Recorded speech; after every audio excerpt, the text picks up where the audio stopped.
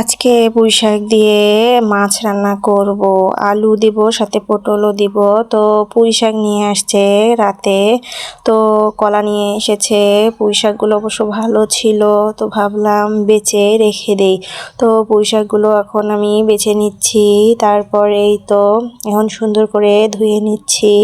পুঁই শাকটা আমার অনেক পছন্দ, আমার খেতে খুবই ভালো লাগে।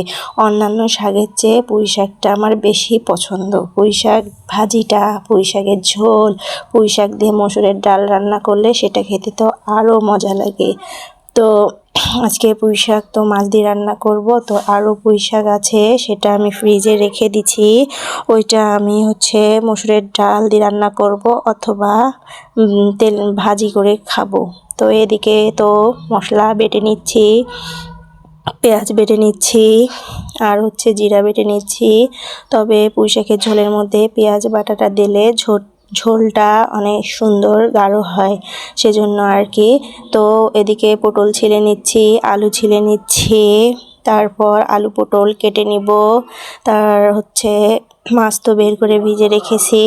মাছটা সুন্দর করে ধুয়ে আমি সব কিছু মেখে রেখে দিয়েছিলাম। তারপর এই তো তেল দিয়ে ভেজে নিয়েছি।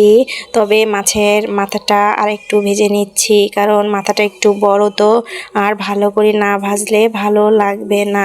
তো ভেবেছিলাম যে মাছের মাথাটা ভেঙে দিয়ে রান্না করব, তো ভেঙে দিলে অনেক কাটা হয়, খাইতে গেলে অসুবিধা হবে, সেজন্য আর ভেঙে দেইনি, আস্তই রেখেছি।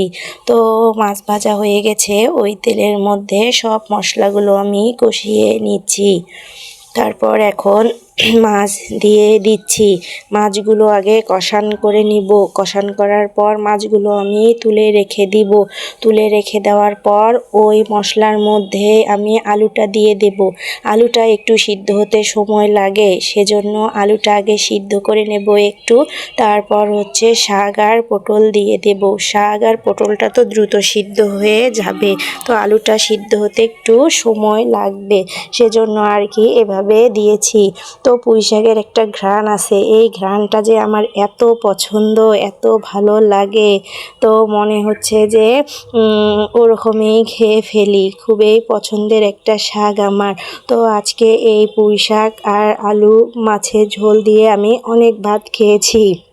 আমরা সবাই অনেক ভাত খেয়ে নিয়েছি, এত মজা হয়েছিল ঝোলটা। পুঁই শাকের ঝোল আমাদের সবারই খুব পছন্দ, তবে মাছে খাওয়া হয়নি, মাছটা ওই রকমই রয়ে গেছে।